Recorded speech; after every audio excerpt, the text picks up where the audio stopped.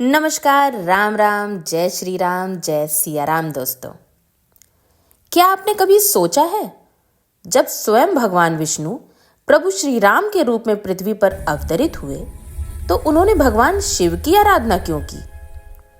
क्या एक भगवान दूसरे भगवान की पूजा कर सकता है? और उस समय क्या माता सीता वास्तव में वहां उपस्थित थी?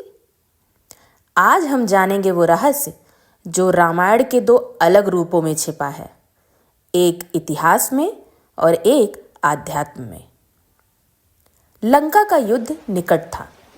राम के सामने था अनंत समुद्र और पार रावण की नगरी लंका।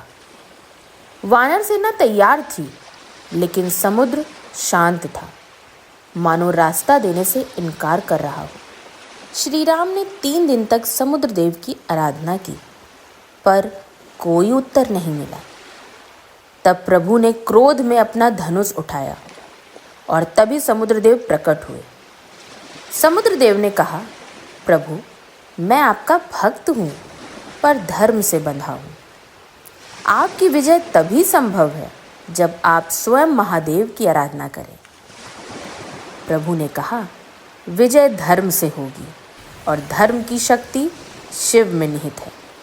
तब उन्होंने शिवलिंग स्थापना का निश्चय किया। यही स्थल आगे चलकर रामेश्वरम कहलाया।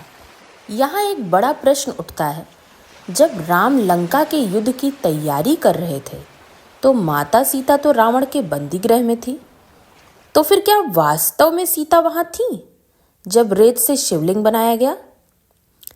वाल्मीकि रामायण के अनुसार यह घटना सीता हरण के बाद की है।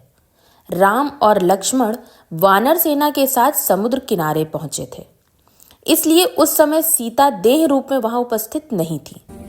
पर बाद की परंपराओं या आध्यात्म रामायण और स्कंद पुराण में सीता जी को वहां आध्यात्मिक रूप में बताया गया है। कहा गया है, जहां राम है वहां सीता की भक्ति भी सदा साथ रहती है। वो भले ही लंका में थीं, पर उनकी आत्मा और भक्ति की ऊर्जा प्रभु श्री राम के पास ही थी। सीता का वहां उपस्थित होना एक गहरा प्रतीक है। राम धर्म के प्रतीक हैं, माता सीता भक्ति की। और जब धर्म और भक्ति मिलकर शिव की आराधना करते हैं तो विजय निश्चित होती है। इसलिए कहा गया, सीता ने रेत से शिवलिंग बनाया। यह केवल एक घटना नहीं, बल्कि यह भक्ति का शाश्वत रूपक है। राम ने पूजा के लिए हनुमान को हिमालय भेजा। कहा, जाओ एक दिव्य शिवलिंग लेकर आओ। जब तक हनुमान लौटे तब तक माता सीता द्वारा बनाया गया लिंग स्थापित हो चुका था। हनुमान लाए हुए लिंग को देखकर थोड़ा खिन्न हुए। तब श्री राम बोले, हनुमान, तुम्हारा लिंग भी पूजित होगा। इस तरह 2 लिंगों की स्थापना हुई।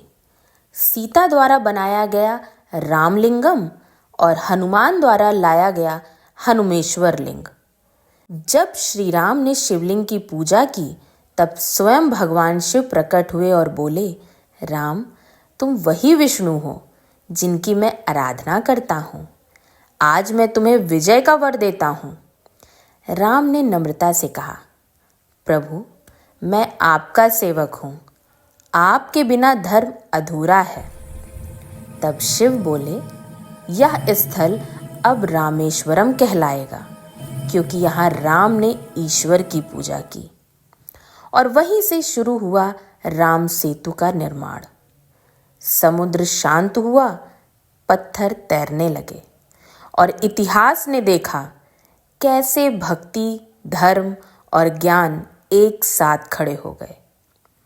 राम ने शिव की पूजा की, शिव ने राम को आशीर्वाद दिया और दोनों ने सृष्टि को यह संदेश दिया, अहंकार नहीं, केवल प्रेम और विनम्रता ही परम शक्ति है। यही है रामेश्वरम का रहस्य, जहाँ 2 भगवान आमने सामने आए और दोनों ने एक दूसरे को प्रणाम किया। जय श्री राम, हर हर महादेव।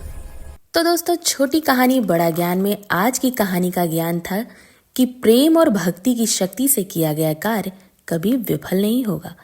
किंतु अहंकार, घृणा और बल का नाश एक समय के बाद होना निश्चित है। इसलिए अपने प्रेम, भक्ति और समर्पण भाव को दिखाते हुए हमारे चैनल को लाइक, सब्सक्राइब, शेयर के साथ बेल आइकॉन को प्रेस जरूर करें। इस क्रम में अगली कहानी के साथ कल फिर मिलेंगे। तब तक के लिए हंसते रहिए, मुस्कुराते रहिए, सीखते रहिए, सिखाते रहिए।